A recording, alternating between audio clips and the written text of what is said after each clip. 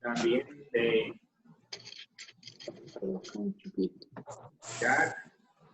Ya comenzaron.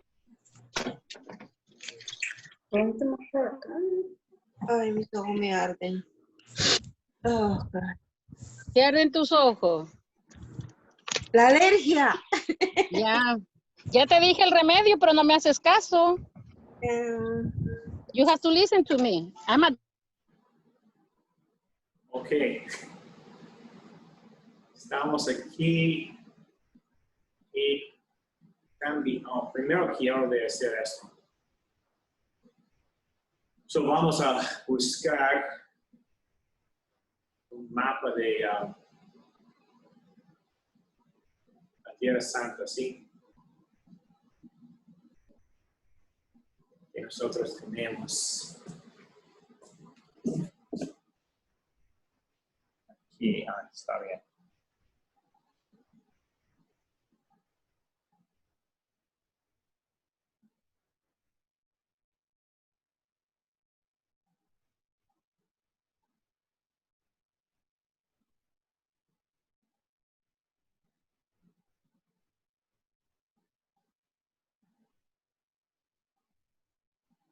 Ok, perdón.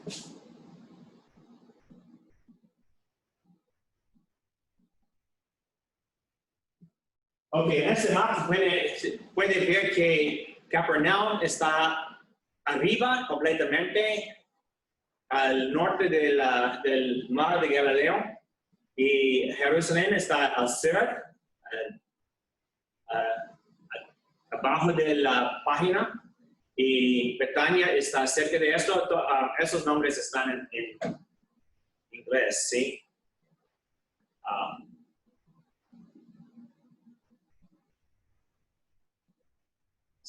Tierra Santa, mapa de antigüedad, este es, perdón.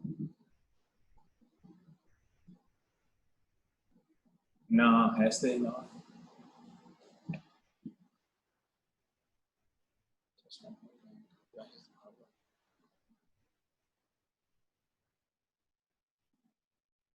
Eso que puede hacer. Ok. So, disculpe, está en inglés los nombres. Capernaum está arriba, Jerusalén está abajo, y Galilea está cerca de la primera parte de la página, Samaria en el medio y Judá atrás, abajo. Ok, so este mapa que vamos a discutir en unos momentos, pero también de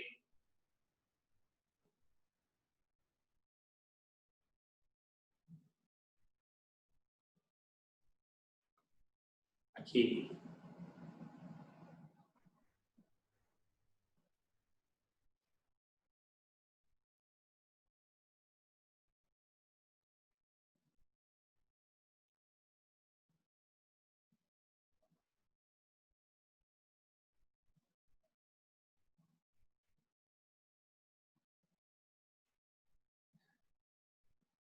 Cuatro personas están hablando.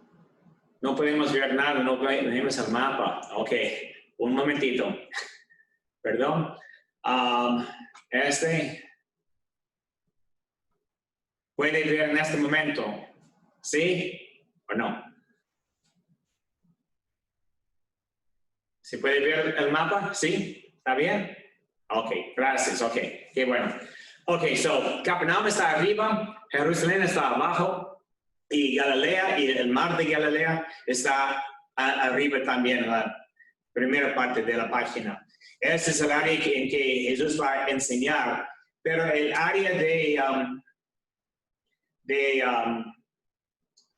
las tentaciones está en la mitad y unos comentaristas piensan al oeste, al occidente del río Jordán, en el área cerca de la mitad de la página. Si ve Jopa a la izquierda, puede pasar a la derecha para ese área que el desierto o el área que no hay mucho. Otros piensan que es el otro lado del río Jordán, en el área amarillo, y creo que este es. Algunos piensan que Jesús fue bautizado más cerca en el río de Jordán, más cerca de Galilea, y otros más cerca de Jerusalén. No estamos seguros. El sitio que va a ver en su peregrinación está más cerca de Galileo, en ese área, más arriba. Pero depende del comentarista. Ninguno de nosotros estábamos allá y no hubo mapa en este momento para decir ese es el área del bautismo de Juan. Pues voy a continuar con otro, compartir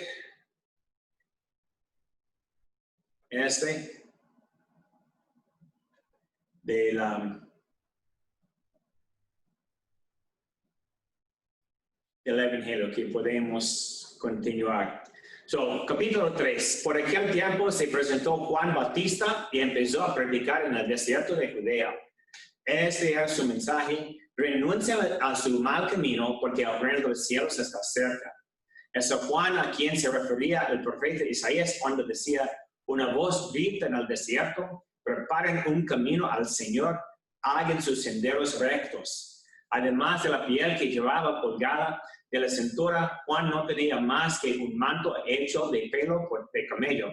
Su comida eran langostas y miel silvestre.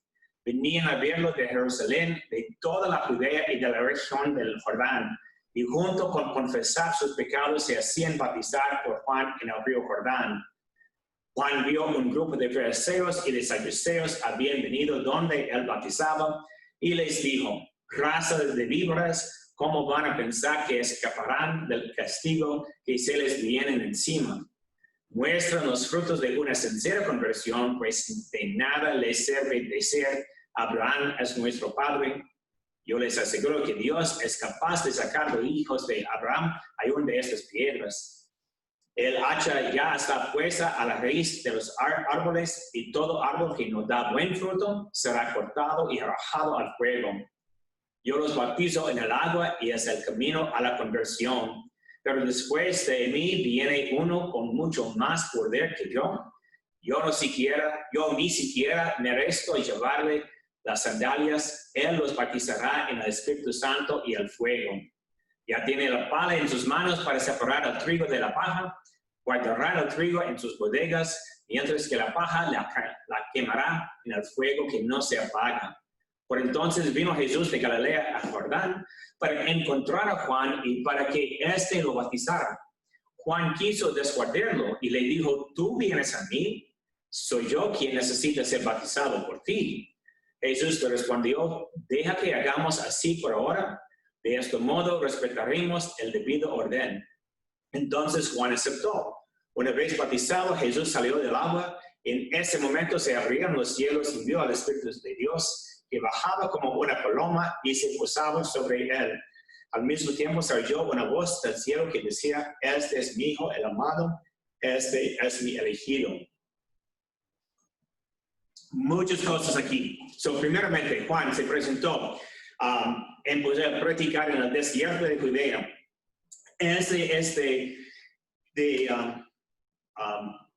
Hacer un reflejo de Ezequiel, que apareció en el desierto también.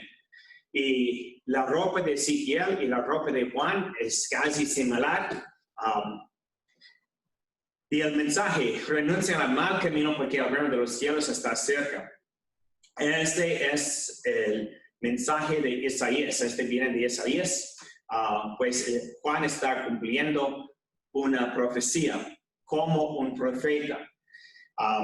El profeta Ezequiel, pero también de Isaías, la profecía de Isaías. Pero también en el río Jordán empezó el ministerio de Elías. Y Elías era el precursor del Mesías. Por eso Mateo y todos los evangelistas hablan de Juan como Elías, que es el precursor del Mesías, y Jesús es el Mesías.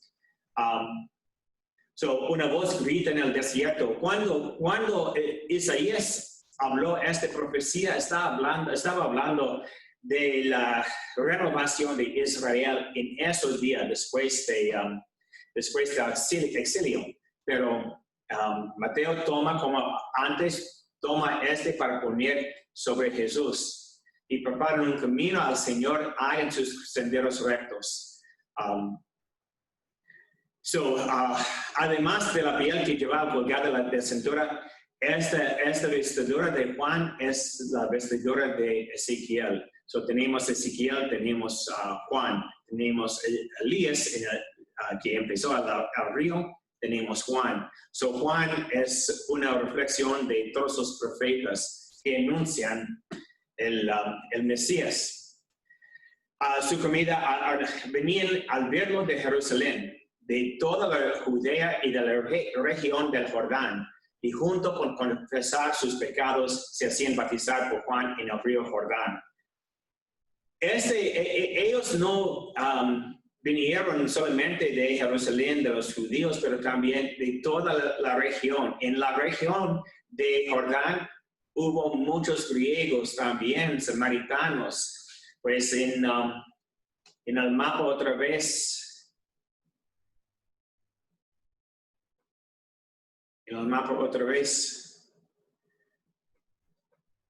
tenemos ese área, tenemos Samaria, tenemos el Decápolis. El Decápolis eran 10 ciudades que estaban unidas. Ellos llegaron de Decápolis, que está cerca de la mitad a la derecha de la pantalla, y también Samaria, que está en la mitad a la izquierda, y también Judea atrás. De toda esa área llegaron mucha gente, vinieron para ser bautizados en el río. El bautismo de Juan, hay diferentes ideas sobre por qué bautizó. Unos porque los ritos de purificación que comenzaron con los saduceos y fariseos en ese tiempo de cerca de 200 antes de Jesús. Eran ritos de purificación para limpiar el cuerpo y también lavar las cosas, los utensilios, pero depende de cómo piensen. Otros está conectado con el bautismo de Mesada. Era Qumran. Esas comunidades eran comunidades de judíos muy ortodoxos, muy religiosos, y ellos usaron el bautismo de sumirse en el agua como un rito de purificación, de remover el pecado, de remover la impureza para ser puros. El problema con todo esto es que esos ritos, si de los fariseos, saduceos, o de Qumran, o de Mesada, todos esos son ritos que repitan regularmente. Pero el bautismo de Juan no dice que fue repetido, fue una conversión de renunciar al pecado o de renunciar al mal camino y de empezar nuevo camino, nueva vida. Eso es algo diferente. También por el otro lado del río está conectado con el Mar Rojo, que los israelitas debían de pasar para encontrar una nueva tierra, la tierra prometida. So tenemos todo esto para considerar qué es el bautismo. También Juan, o Mateo menciona que Juan dice que este es algo más porque tenemos con Jesús que vendrá otro bautismo. So, este es un bautismo de agua y de conversión, de arrepentirse y también de ser bautizado con agua. Pero vendrá el Mesías, vendrá algo con más poder que va a bautizar con el Espíritu y con fuego. Pues el bautismo de Jesús es más poderoso porque no es solamente de limpiar o de lavar el cuerpo de afuera, pero es de purificar la persona, como el oro está probado, purificado por el fuego, también la persona está purificada por el fuego, como mencionó Isaías en su visión. So, tenemos esos dos que están balanceando el bautismo de Juan. Si es de algo de pasado, es algo de ese tiempo también, es corriente, o si es algo más de hablar de Jesús.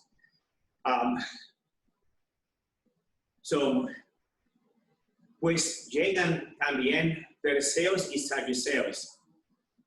Esos son dos grupos, hay tres grupos que van a estar mencionados en el Evangelio. Primero, los fariseos. Los fariseos eran un grupo que formó en cerca de 200 antes de Cristo. Ese es un grupo que quisiera llamar a la gente a una conversión, a una purificación de su vida, de seguir más fielmente la ley. El problema con los judíos por todo el Antiguo Testamento es que ellos no siguieron la ley completamente. Pues los fariseos quisieron de usar la ley y de animar a la gente de seguir la ley. Los fariseos tuvieron mucha influencia con los judíos, con la gente. Saduceos eran un grupo religioso y nosotros sabemos que ellos no creyeron en la resurrección, pero ellos tuvieron un entendimiento que más importante es el templo. Pues los fariseos eran, en efecto, los maestros en los pueblos, pero los saduceos más que todo eran los jefes sacerdotes y los sacerdotes, los levíticos que sirvieron en el templo. Ellos estuvieron en comunicación con Roma, pues por eso ellos quisieron de tratar bien Roma para no conquistarle otra vez, de no destruir su país. Pues ellos tuvieron negocio y por eso ellos recibieron la posición de jefe sacerdote. Tenemos los dos grupos que estuvieron en conflicto, unos de animar a la gente de vivir fielmente la ley y también de abrazar la venida del Mesías, explorando un nuevo país, un nuevo reino de Israel, reino de Dios. Y otros que quisieran de mantener la situación política, de tener la calma entre todos y de no forzar un escándalo o una revolución. Ellos estuvieron en conflicto. Entre los dos encontramos algunos escribas, y los escribas eran sacerdotes o también ministros que pudieron de escribir, no solamente de estudiar la ley, pero también pudieron de leer y escribir, de copiar la ley para pasar a más comunidades, porque todos los libros fueron copiados por mano, ¿sí? Escribas eran personas importantes Y ellos consistieron de miembros que eran fariseos y también saduceos. So, los escribas no eran un grupo separado, pero simplemente de descubrir las personas que pudieran de leer y escribir, que tuvo las letras. Pero ellos, cuando los fariseos y saduceos llegan, habían venido donde él bautizaba. Ellos no están aquí para ser bautizados. Ellos están aquí para ver, para chequear lo que dice Juan, que está fomentando una revolución o de llamar a la gente a una conversión espiritual, que sirven al Señor más fielmente. So, ellos están chequeando, Juan. No están allí para ser bautizados, dice Mateo. Lucas sí dice que fueron allí para ser bautizados también. Pero Juan les encuentra y dice, les insulta, raza de víboras, ¿cómo van a pensar que escaparán del castigo que les viene encima? So, para Juan, más importante es la conversión, demostrar que estamos arrepentidos y vamos a convertir nuestra vida, pues de nada les sirve de ser Abraham nuestro padre. Los dos grupos y la mayoría de los judíos pensaron que porque son hijos de Abraham, naturalmente, ellos también son salvados, son parte de la gente elegida. Pues de decir Abraham es nuestro padre, no necesito seguir la ley, no necesito pegar atención a la ley, porque Abraham existía antes de la ley. Pues de tener a Abraham como su padre es de tener la sangre de salvación, pero no de seguir los mandatos de Dios. So, Abraham es nuestro padre, que no se importa lo que dicen otros, porque tenemos la sangre de salvación. Y su respuesta es, yo les aseguro que Dios es capaz de sacar hijos de Abraham aún de estas piedras. Y también como en el desierto, cuando los israelitas pecaron contra el Señor quisiera de tener nueva raíz de los hijos de Moisés. So, es posible de tomar la descendencia, de poner en hombres de otra persona, ¿sí? El hacha ya está puesta en la raíz de los árboles. So, cuando está hablando del Mesías, de Jesús, él está listo de cortar los árboles que no dan buen fruto. Y pues tenemos, este es un símbolo muy común de Israel es un árbol del Señor que debe dar fruto bueno para la gloria de Dios. Está bien, es como los cristianos, que una imagen cristiana muy común es el árbol. Jesús es la tronca del árbol y nosotros somos los ramos, ¿sí? Estamos conectados a Jesús. So, esa es una imagen muy famosa, muy común en la historia de Israel. Yo los bautizo en el agua y es el camino a la conversión. Pues el agua es solamente a la conversión, pero después de mí viene uno con mucho más poder que yo. Yo no sé siquiera merezco llevarle las sandalias. De un insulto hasta hoy mismo, un insulto bien grande para los de Medio Oriente es de cerrar el zapato a cualquier persona, es de insultar a la persona completamente, de cerrar su zapato para insultar a alguien. De llevar sandalias o de llevar los zapatos, este es el servicio más humillado. Los esclavos no debían de llevar las sandalias o los zapatos de sus amos, simplemente de ayudarles en cualquier otra forma. Este es de humillar a una persona completamente. So, él dice que yo no siquiera merezco llevarle las sandalias. Yo soy bien humilde en comparación del Mesías que viene. Y Él los bautizará en el Espíritu Santo y el fuego. Pues el fuego, parte de esto no estuvo mencionado con los comentaristas, pero si recuerden, cuando los israelitas fueron de Egipto en el Éxodo, el Señor los guió por la noche como una columna de fuego y por el día como una nube de guiarles, pues el Espíritu y fuego. Es de mostrar, de conectar el Mesías con Dios, que guió los israelitas de Egipto. También el fuego es algo poderoso de no simplemente de lavar, pero de purificar, de hacer algo diferente, porque cuando usamos fuego, la masa se convierte a pan, ¿no? Lo que era simplemente trigo y agua, ahora es el pan. Es algo diferente de cambiar, convertir completamente.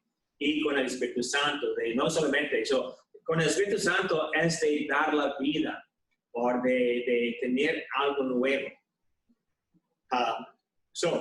Ya tiene la pala en sus manos para separar el trigo y la paja. La pala, en el pasado, ellos simplemente echaron el trigo arriba y el trigo bueno cayó a la tierra y la pala quedó en el área que ellos usaron la pala para poner a los vientos que tuvieron solamente el trigo y el resto fue colectado para quemar porque no sirvió por nada y quemará en el fuego que no se apaga.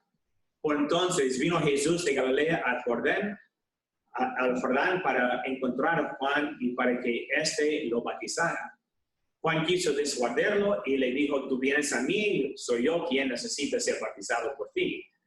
Juan está anunciando un bautismo de agua y conversión, pero él quiere un bautismo del Espíritu Santo y de fuego. Los que creen en Juan conocen que él tiene el Espíritu Santo.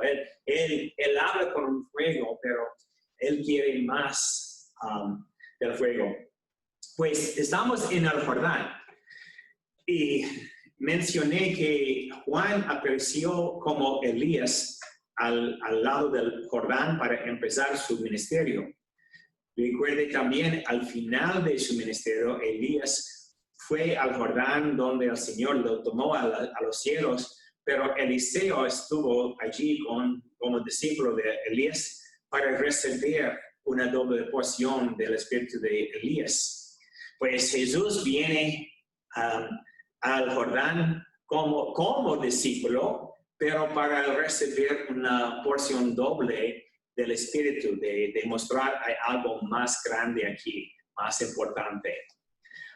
Jesús responde, deja que hagamos así por ahora, de este modo respetaremos el debido orden. No fue ordenado en las Escrituras directamente, pero fue ordenado simplemente de continuar la reflexión entre Elías y Eliseo, entre los profetas y el Mesías, que Elías viene y después viene el Mesías. Desde respetar este orden, entonces Juan aceptó.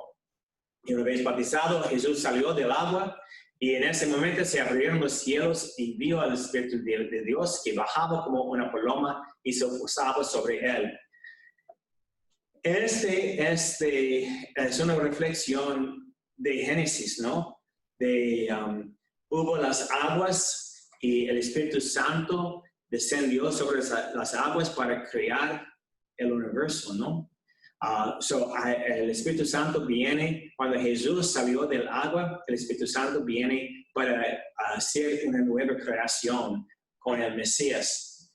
No es de decir que Jesús no tuvo el Espíritu Santo antes, porque él fue concebido por el Espíritu Santo. Pero este es un momento cuando el Espíritu viene para ungirle como el Mesías, para empezar su ministerio. So, es un momento poderoso. También que bajaba como una paloma y se posaba sobre él. Al mismo tiempo se oyó una voz del cielo que decía, este es mi hijo, el amado, este es mi elegido. Muchas cosas aquí, porque cómo creó el Señor, el Dios por la creación, por su voz, ¿no? Hay luz y hubo luz. Este es parte de la creación otra vez.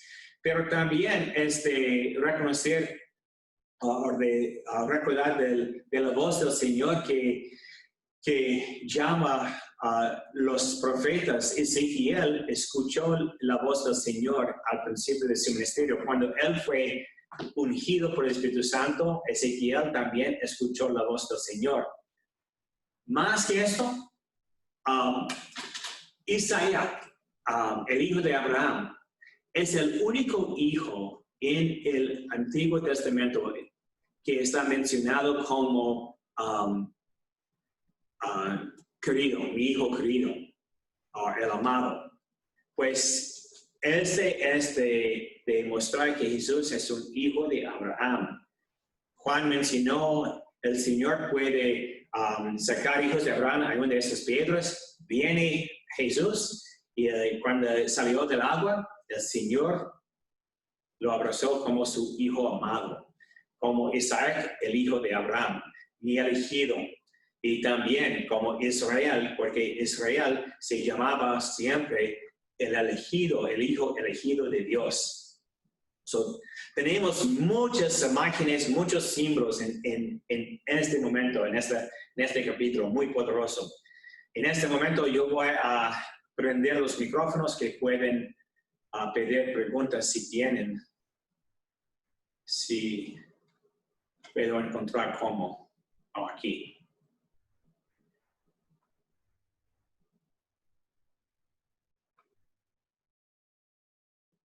Si alguien tiene, puede pedir su pregunta.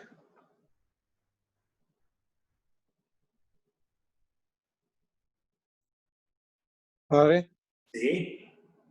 los saduceos, Uh-huh. también, ¿de qué tribu venían? ¿De qué? ¿De qué tribu? La mayoría fueron del tribu de Levi, pero no todos, porque no era un tribu, era un grupo religioso. Pero la mayoría eran sacerdotes, por eso los sacerdotes vienen del tribu de Levi. Gracias, Padre. Hasta ahí.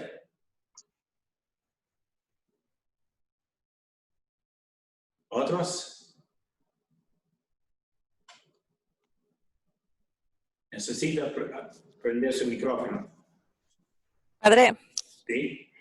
cuando dice Israel es el Hijo de Dios, o sea, es lo mismo que Jesús, es el mismo nombre, y Abraham es nuestro padre, dice, entonces es Dios.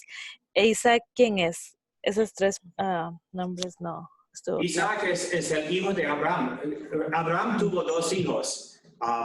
Ismael por la esclava de su esposa, Sara, y también el hijo de Sara se llamaba Isaac. Isaac es uno de los patriarcas. Tenemos Abraham, Isaac y Jacob. Jacob es el tercer. Jacob tuvo 12 hijos, pero Isaac tuvo 2 hijos, Jacob y Esaú. Esaú, ajá. ¿Okay?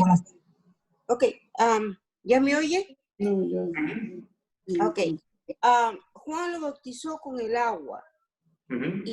Y entonces, ¿quién lo bautizó con el fuego? ¿El Espíritu Santo o él ya traía el Espíritu Santo? Jesús bautizó con el Espíritu Santo, con el fuego del Espíritu Santo. Mira, cuando hablamos del fuego, hablamos de algo que quema entre nosotros o brilla entre nosotros para compartir. Los que tienen el fuego del Espíritu Santo deben de hacer su ministerio, deben de hablar de Jesús. Hay muchos católicos que son bautizados con agua, pero no tienen el fuego de hablar de su fe, ¿no? So, ese es un juego que nos empuja de hablar de nuestra fe. Thank you. Okay, you're welcome. Padre, buenas tardes. Buenas Sí, tardes. padre. Nelson? Yeah, una pregunta, bueno, tengo algunas preguntas. Primero, usted habló de los fariseos y los saduceos. Ujú. Cuando Jesús vino, estuvo ya predicando, ¿habían otros grupos religiosos aparte de estos? ¿O Jesús vino básicamente a predicar a los fariseos y a los saduceos para que se convirtieran? ¿O había tal vez otro grupo que estuvo como sin decidirse a qué grupo pertenecer? Él habla de los fariseos, de los escribas y de los saduceos. Más que todo, él estaba luchando con los fariseos porque los fariseos estuvieron más común en Galilea. Pues en su ministerio de predicación, más que antes, él estaba luchando con los fariseos y sus enseñanzas. Los fariseos quisieron enseñar a la gente de seguir la ley del Señor, de ser fiel a los mandatos de Moisés. Los saduceos quisieron de continuar el rito del templo. Pues más que ellos eran sacerdotes, su preocupación era el templo, y para los fariseos es la conversión de la gente de seguir al Señor y sus mandatos. So, él estaba luchando más frecuentemente con los fariseos porque ellos estuvieron en los pueblos y los saduceos, la mayoría estaban en Jerusalén. Pero supongo que también como hay esos dos grupos, supongo que también había gente que no pertenecía exclusivamente a esos grupos específicos, ¿no? Como un pueblo que tal vez que no sabía a quién seguir. Well, más que todo es los fariseos y los saduceos y también los escribas. So, los escribas son personas de ambos grupos que tuvo las letras que pudieron escribir y leer. So, puede ser un escriba y saduceo o pueden ser un escriba y fariseo. El Sanedrín consistió de los fariseos y de los saduceos. Ese consistió el Sanedrín, que es el grupo de reinó religiosamente sobre Israel.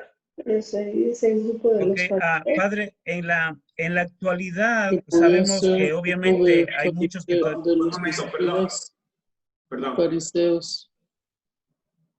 ¿Ya está bien, Lupe? Ya, padre, ya contestado la pregunta. Okay. So, Nelson, otra vez, por favor. En la actualidad sabemos que dentro de la cultura judía hay quienes no siguen esperando al Mesías. También se puede decir que se quedaron siempre con esa división desde antes. O sea, en la actualidad también encontramos fariseos y saduceos en la cultura judía. Sí. ¿O ya es diferente? No, sí, pero con la destrucción de Roma, los saduceos ya no existen. Pero los fariseos se convirtieron a ser los rabonis en las sinagogas en diferentes partes. Ellos mantuvieron la enseñanza de la ley y la interpretación de la ley. Y cuando llegamos al capítulo 5, ahí estamos hablando de la primera predicación de Jesús, vamos a hablar de la interpretación de la ley, que dijo algunos, la ley dice pero también hay una interpretación que los fariseos dijeron, o algunos, porque hubo diferentes personas, pues un fariseo, un rabone dijo, significa la ley, otro dice, es como los sacerdotes, ¿sí? Sí significa la ley. Hubo diferentes interpretaciones. Los fariseos continuaron hasta hoy mismo, son los rabones. Pero en el pasado se quitó el grupo de saduceos con la destrucción del templo. Gracias, Padre. A usted. ¿Otras preguntas? ¿No? ¿Nada más? Ok. So voy a pegar los micrófonos otra vez para continuar cuando encuentro. ¿Dónde estoy?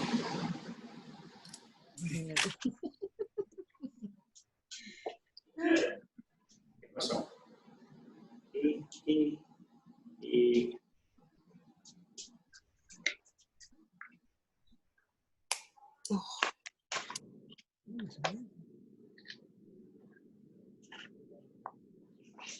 un momentito, perdón.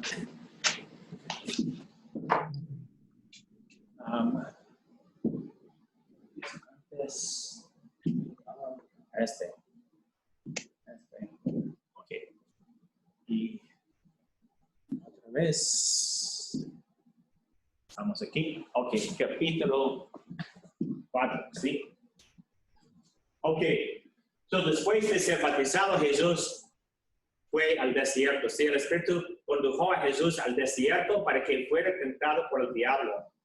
Y después de estar sin comer 40 días y 40 noches, al final sintió hambre.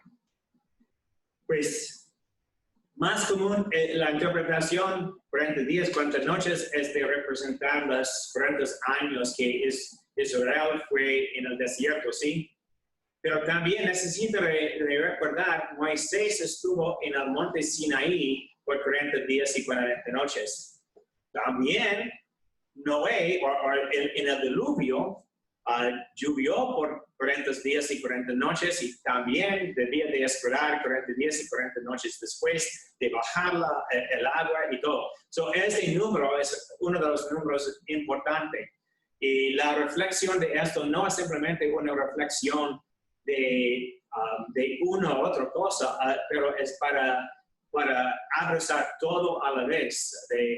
De Jesús está haciendo un nuevo ministerio, una nueva alianza con la gente. Pues como el diluvio y Noé tuvo, también Jesús tiene nueva alianza con la gente. Como los israelitas pasaron mucho tiempo en el desierto, pero por su pecado, porque ellos fueron castigados por pasar tantos años en el desierto, por no confiar en el Señor. Jesús está conectado con los pecadores para salvarnos de nuevo. Pero también de 40 días y 40 noches significa el tiempo que Moisés pasó en el monte Sinaí para recibir la ley del Señor. Pues Jesús también es una nueva ley. So, es una nueva alianza, es una nueva ley, es una nueva salvación. So, es todo a la vez. No es una u otra cosa, como dicen algunos comentaristas, pero es ambos, por todos, la interpretación. So, después de estar sin comer 40 días, 40 noches, al final sintió hambre.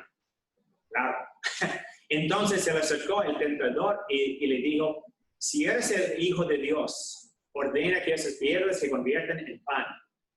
Pues la tentación empieza con la proclamación del bautismo, ¿no? Este es mi hijo, mi amado, mi elegido. Si eres hijo de Dios, porque la voz que vino del cielo es de Dios, ¿no? Pues, y también tenemos el ángel que mencionó que Jesús es el Mesías. También los magos le dieron sus regalos como el Mesías. Y también finalmente tenemos Dios Padre que declara que este es mi hijo. So, si eres hijo de Dios, es de tomar este título o esta relación y intentarlo con esto. So, si él va a ser hijo de Dios o no, si va a confiar en el Dios Padre o no. Ordena que esas piedras se convierten en pan. Mencionó, nunca he escuchado lo que mencionó los comentaristas, que algunos interpretan esto como una tentación de glotonería, de comer mucho, pero nunca escuché esto de cualquier interpretación.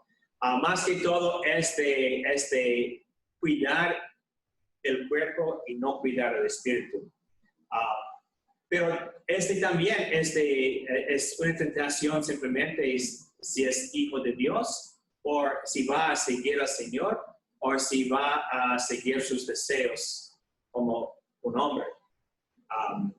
Primeramente, el primer deseo es de comer, cuando tiene hambre. Pues Jesús contesta, dice la Escritura, el hombre no vive solamente de pan, sino de toda palabra que sale de la boca de Dios. Él está contando de Deuteronomio de capítulo 6. Y cada respuesta de Jesús encontramos en Deuteronomio en los capítulos entre 6 y 8. En cada vez es una poca parte de la Escritura que está repitiendo o respondiendo a Satanás. Jesús reconoce que no solamente de los deseos del cuerpo, pero de buscar o de desear la palabra de Dios, la voluntad de Dios. Después el diablo lo llevó a la ciudad santa y lo puso en la parte más alta de la muralla del templo. Hay muchas áreas que pudieran poner Jesús, ¿no? De llevar a un monte, de otro edificio o cual. Él usa el templo porque el templo significa la presencia de Dios entre su gente. Reconocer si Dios está presente, si Dios va a cuidar a Jesús, claro que va a cuidar a Jesús al templo, ¿no? Porque el templo es la presencia de Dios. Está bien cerca, es como si estuve enfrente del tabernáculo, esperamos al tabernáculo de protegerme, ¿no? Porque estoy en presencia de Dios. Él está en presencia de Dios en el templo, en el punto más alto. Y él le dice a Jesús, si eres hijo de Dios, otra vez, tírate de aquí abajo, pues la Escritura dice. Jesús usó la Escritura para vencer la primera tentación. Satanás no es estúpido, pues si él quiere usar la Escritura, yo puedo usar la Escritura. La Escritura dice, Dios dará órdenes a sus ángeles y te llevarán en sus manos para que tus pies no tropiecen en piedra alguna. Este es el Salmo 91, creo que. Él está repitiendo la Escritura también. Pero el propósito de este Salmo es de confiar completamente en el Señor. No solamente que el Señor nos protege, pero de confiar en el Señor. Pero Satanás está engañando a Jesús de usar las palabras que el Señor va a protegernos en lugar de nosotros debemos confiar en el Señor. Jesús no está engañando, ¿sí? Pues Jesús replicó, dice también la Escritura, no tentarás al Señor tu Dios, también de Deuteronomio. No tentarás al Señor tu Dios si estamos en su presencia, de confiar. Ese era el pecado de los judíos, ¿no? Porque en este momento en Deuteronomio, ellos están contando de la rebelde de los judíos para el Señor les escapó de Egipto, los cuidó en el desierto, pero la gente con mucha hambre y estaba insegura, pues ellos pecaron contra el Señor de no confiar en el Señor. En este momento dice en Deuteronomio que no tentarás al Señor tu Dios, de reconocer lo que hace Dios. También en frente del templo voy a reconocer. No es solamente de tentar a Dios o de probar al Señor, pero el Señor ya se probó. Ya se probó su amor, su cuidado sobre nosotros. Y el problema, el pecado viene cuando nosotros no reconocemos que hizo el Señor en nuestras vidas. No tentarás al Señor tu Dios.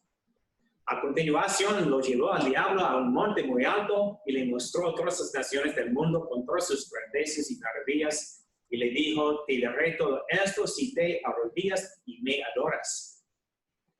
En Lucas dice que todo esto es de mí y yo puedo dar a quien quiera. Pero no dice aquí en Mateo. Pero el propósito de esta tentación es que todo el mundo adora a Satanás. Todo el mundo sigue a Satanás. Todos los poderes siguen a Satanás. Y puede tener toda esta grandeza. No necesita de humillarse, no necesita de morir. Puede tener todas las grandezas del mundo si te arrodillas y me adoras. Pues también es de confiar en el Señor o no confiar en el Señor. La confianza en el Señor va a incluir humillación, la muerte, sufrimiento, pero de tener todo, de tener todas las riquezas del mundo, es una tentación grande. Pero Jesús responde, aléjate, Satanás, porque dice la Escritura, adorarás al Señor tu Dios y a Él solo servirás. En ese momento, Él echa a Satanás fuera porque idolatría es el primer pecado y primer mandamiento, ¿no? De adorar solamente al Señor. Está tentando con el primer mandamiento. Y pues Satanás en este momento no trató de engañar a Jesús, simplemente yo tengo esto y yo voy a darte a ti. Él quisiera convertir a Jesús de su ministerio sirviendo al Señor. Y por eso él remueve la máscara para decir, no, si hace esto puede tener todo. Jesús reconociendo a Satanás como es, dijo, aléjate, Satanás, porque dice la Escritura, adorarás al Señor tu Dios. No va a caer en idolatría. Como Salomón, ¿no? Como muchos otros, como los israelitas, como cayó muchas personas antes. Esa es la primera tentación. De no reconocer el Señor y de servir otros dioses o otras cosas, en efecto, de servir Satanás. Entonces lo dejó el diablo y se acercaron los ángeles a servirle. Cuando Jesús oyó que Juan había sido encarcelado, se retiró a Galilea. Pues de Marcos dice que Juan fue encarcelado después de las tentaciones, pero Mateo dice que pasó antes de que Jesús empezó su ministerio. En cualquier cosa es casi igual, se retiró a Galilea. Mateo quisiera decir que Jesús no quedó en Nazaret.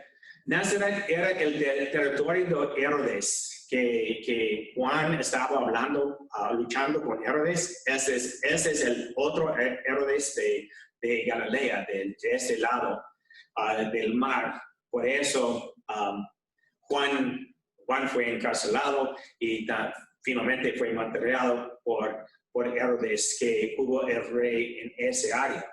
Y no quisiera quedar allá en Nazaret o en ese área. Herodes no era el rey de Jerusalén, era el rey de Galilea. Se retiró a Galilea, no se quedó en Nazaret, sino que fue a vivir a Capernaum. Capernaum era una ciudad, como les mostré, arriba del mar de Galilea. Estaba construida en un camino o una vía romana se llamaba la vía al mar, porque pasó de Damasco al mar Mediterráneo. Pues era una ciudad casi importante, no grande, pero casi importante, Pero también, esa ciudad, y no dice aquí, pero y no dijo los comentaristas, pero Capernaum estaba en la frontera de Galilea y Siria. Pues Jesús pudiera pasar de uno a otro territorio, simplemente de un camino muy corto. Pues si tuvo problemas con Herodes, pudiera ir a Siria. Si tuvo problemas con el rey de Siria, el gobernador de ese territorio, pudiera pasar a Galilea otra vez. So, esta era una decisión también política de Jesús, de estar allí, pues pudiera predicar sin miedo de cualquier persona, porque pudiera de salir del territorio y llegar a otro territorio rápidamente. Y también por el mar Galileo, pudiera de pasar en 4 diferentes áreas o territorios que en esos días no pasaron uno a otro, porque todo era parte del Imperio Romano, pero más que todo, si los romanos no quisieran encarcelarte, solamente los reyes, y ellos tuvieron miedo de uno a otro, pues tuvo protección de un rey cuando el otro rey estaba contra de ti. So, era una decisión muy, muy sabia de Jesús para vivir allí. No se quedó en Nazaret, sino que fue a vivir en Capernaum, a la orilla del lago, en la frontera entre Zabulón y Naftalí. Así se cumplió lo que había dicho el profeta Isaías: tierra de Zabulón y tierra de Naftalí, en el camino hacia el mar, a la otra orilla del Jordán, Galilea, tierra de paganos, escuchen. La gente que vivía en la oscuridad ha visto una luz muy grande, una luz ha brillado para los que viven en lugares de sombras de muerte. Desde entonces Jesús empezó a proclamar este mensaje: renuncia a su mal camino, porque el reino de los cielos está cerca. Ok, otra vez con el mapa, por favor. Otra vez con el mapa aquí. Y voy a...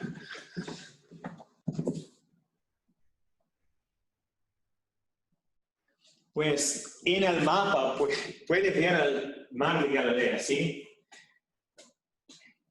En la antigüedad, el reino de Israel, de David, de Salomón y de los reyes, después incluso el área más norte del mar de Galilea.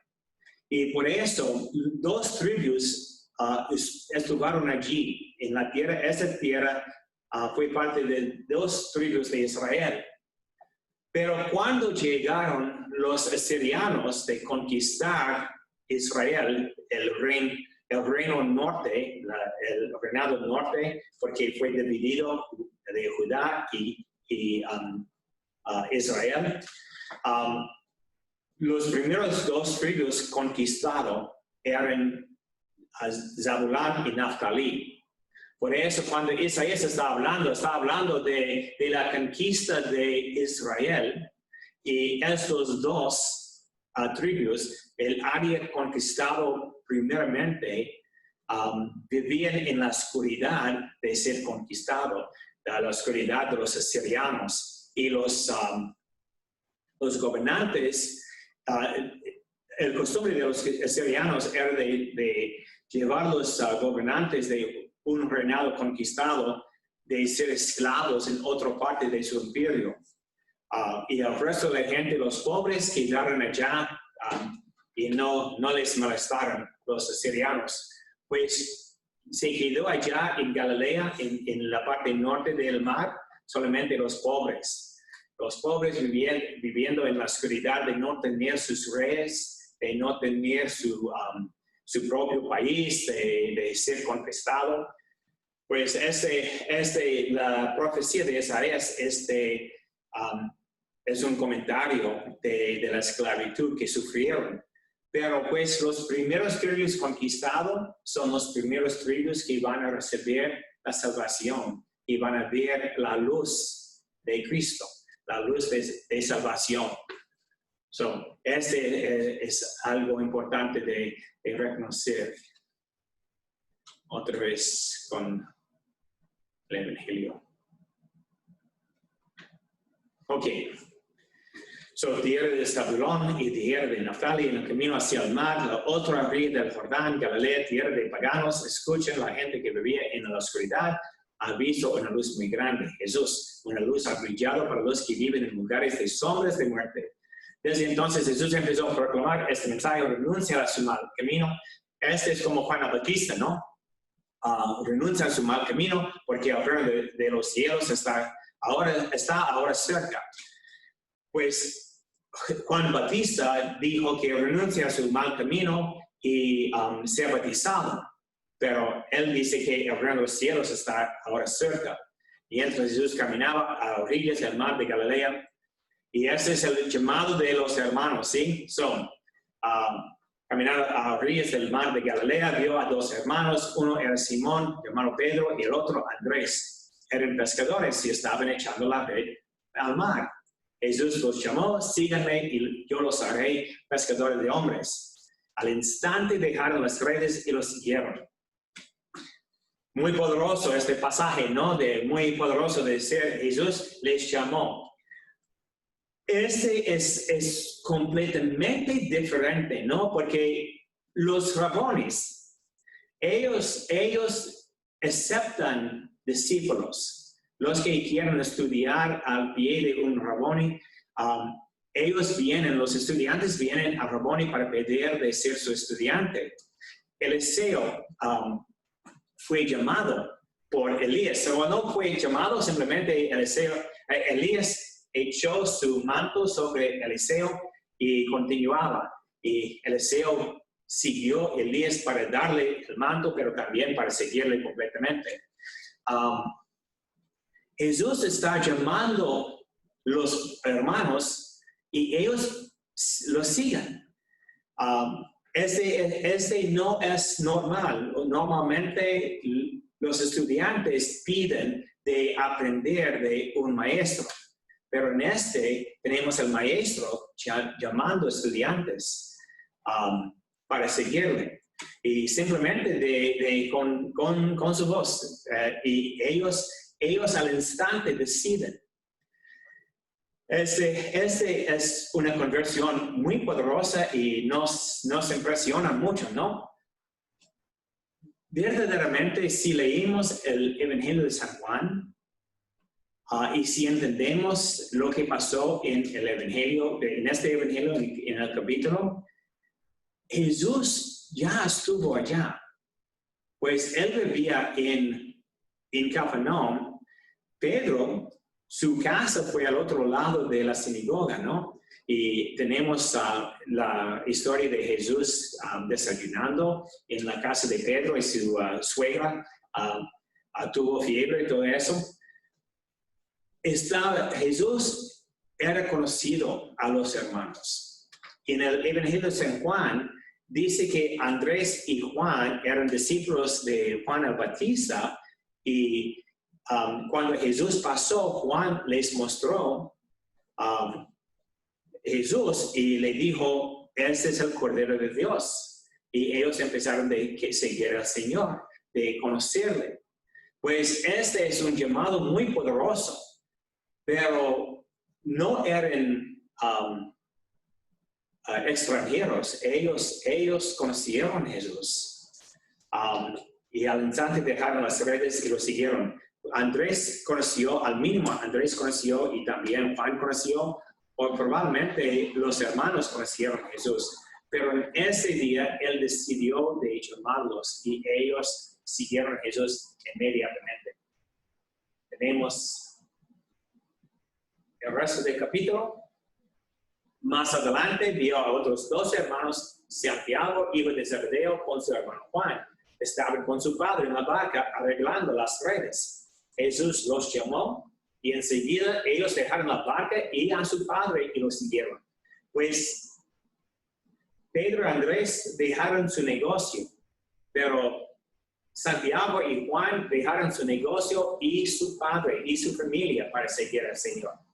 Jesús empezó a recorrer toda la Galilea, enseñaba en las sinagogas de los judíos, proclamaba la buena nueva del reino y curaba en el pueblo todas las dolencias y enfermedades. Su fama se extendió por toda Siria. La gente le traía todos sus enfermos y cuantos estaban aquejados por algún mal, endemoniados, lunáticos y paralíticos. Y él los sanaba a todos. Empezaron a seguir a Jesús muchedumbres, gente de Galilea, Decápolis, Jerusalén, Judea y del otro lado del Jordán. Pues, primero el llamado a los otros hermanos que dejaron todo, incluyendo su familia, para seguir a Jesús.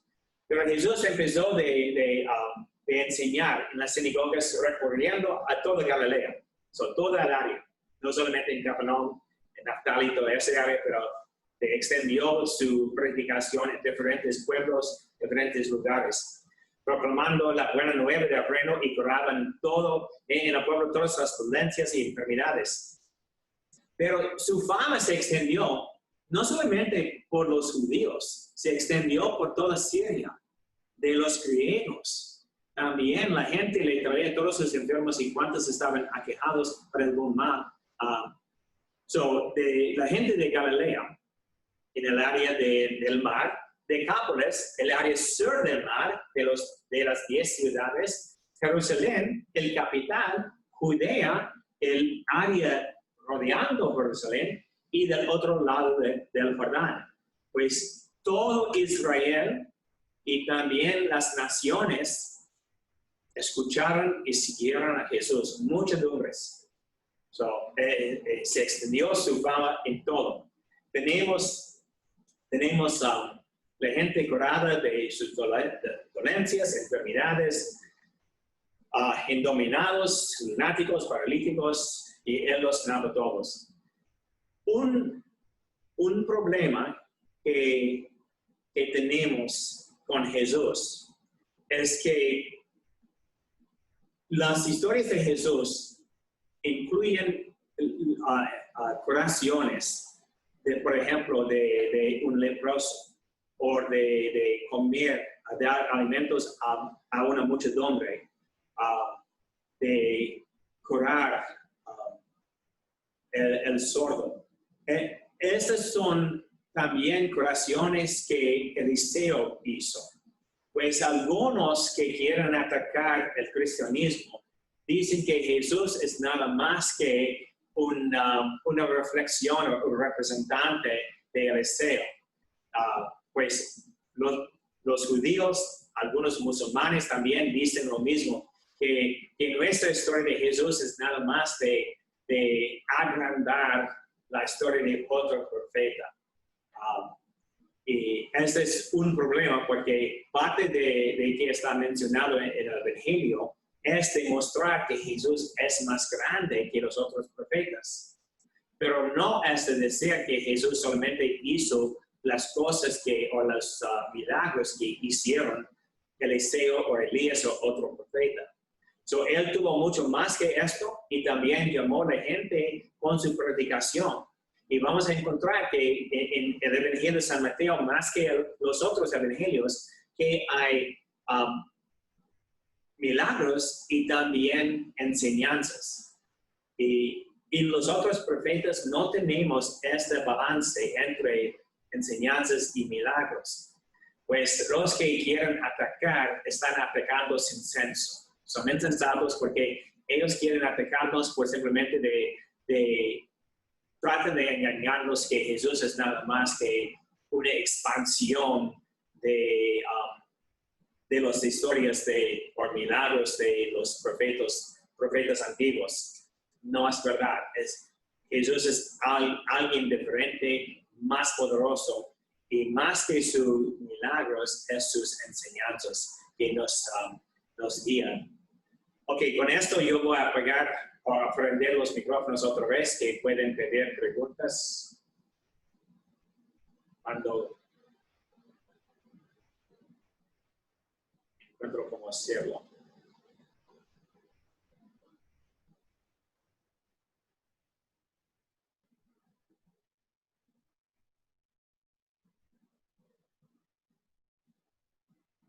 Ok, se pueden prender su propio micrófono, pero que Pero después pregúntale. sí, ok.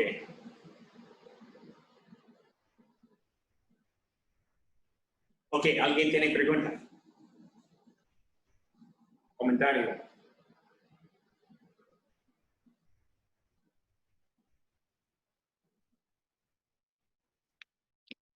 Tengo Yes. una pregunta, padre. Sí. Dice, o sea que a Mateo, o sea que llamó a los apóstoles Ujú, y les dijo que dejaran todo y que lo siguieran. ujú. Cuando dice eso, o sea, tenían familia, ¿verdad? Tenían Sí. esposa y eso. O sea que dejaron, como quien dice, abandonaron a la familia para seguirlo, o fue la familia con ellos. No abandonaron completamente al principio, porque tenemos poco después la historia de Pedro con Jesús, Jesús a la casa de Pedro y la historia de su suegra. Pero dejó todo para seguir a Jesús y no escuchamos nada de la familia de Pedro ni la familia de Andrés o Santiago o otra persona. Pues su decisión de seguir a Jesús es completa. Y ellos cambiaron, convirtieron su vida para seguir a Jesús. Pero en el Evangelio que encontramos, como encontramos, se parece que Jesús simplemente los llamó y ellos siguieron.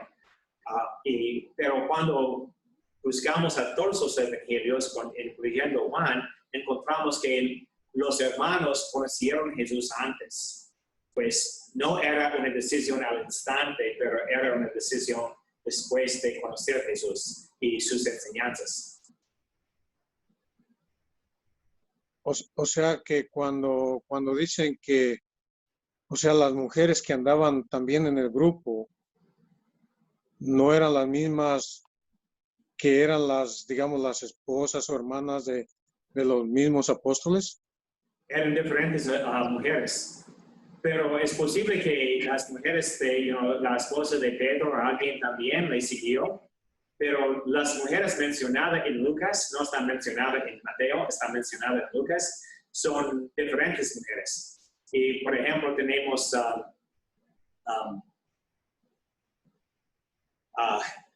la esposa, María, la esposa de Cleopas.